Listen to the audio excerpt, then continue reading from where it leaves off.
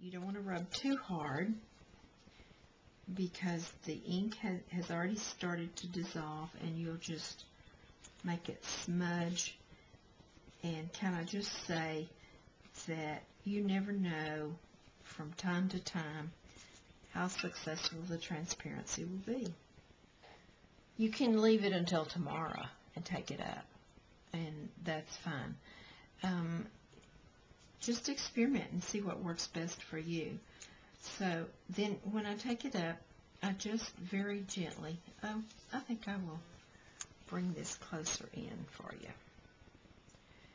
I just very gently start raising it up to see that yes, it has transferred. See? You can still see an image, but it's on here. Now then, remember how I manipulated the edges? I do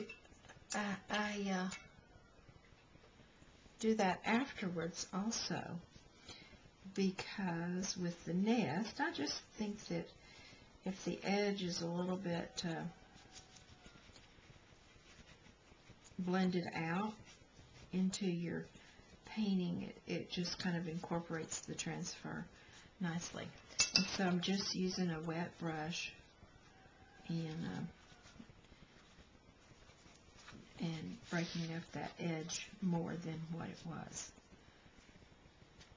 I do it with this, like this, and then I also come back in and do it with paint to incorporate it.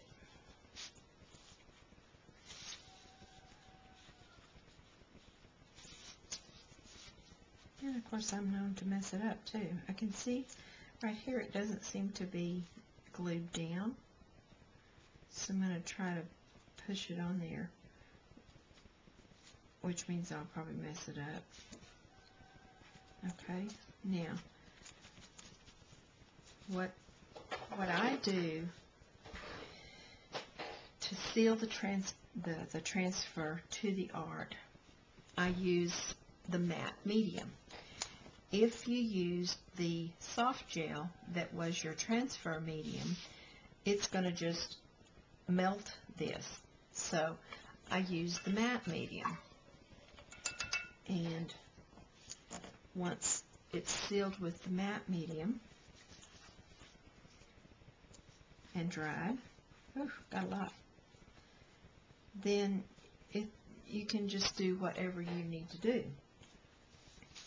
And so while that's drying, I have put on my palette a couple of greens. One is fresh foliage, and one is Italian sage. And I'm going to incorporate these colors into the edge of this board book just because it's the napkin, and I'm going to very loosely make it look like I painted it. Be careful not to get into the burn. I have a really juicy brush, which is okay, but it's a little too juicy. Okay. This is too juicy too. I don't know if you've noticed when I paint, I just am constantly going all over with the brush. Well, that's kind of cool. My brush is separating, and it looks kind of like this nest.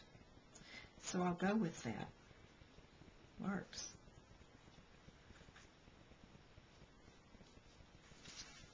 Oh, I hope you could see that. I was holding it. I don't know if you could or not. Give that a little pat. I'm getting a glare, and that's the reason I'm picking it up, I think. I hope that doesn't mean that you are getting a glare. Okay. Now I'm going to play around with this probably some more, and I have a word that I'm going to add to it. Splendor is the word. Cut it off of the cover of a magazine. I'm not sure where I'm going to put it, but somewhere, maybe like right there. I like it. I'll just show you what I'm doing. Raw sienna liquid, titanium white liquid, because I want it real juicy, and a little tiny brush. And I'm just going to bring out some of the straw in the nest, and I've already done a little bit, okay? But maybe I'm even adding some of my own straw that wasn't there.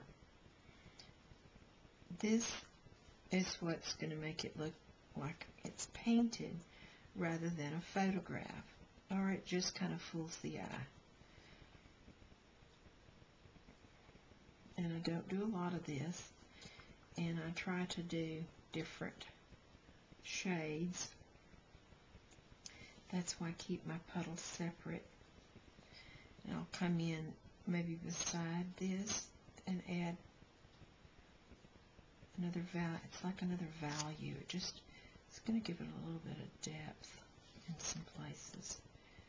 And it's hard to know when to stop.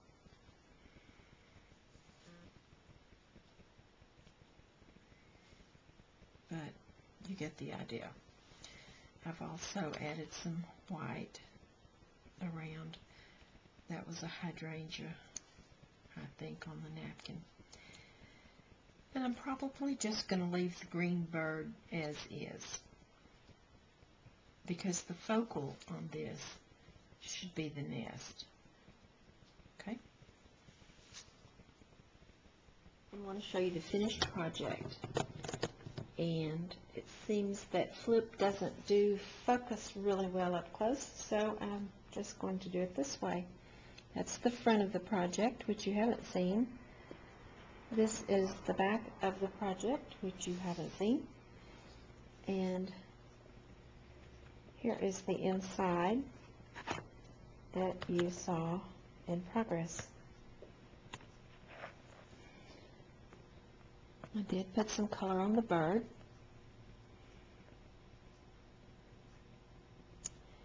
And the nest of Splendor.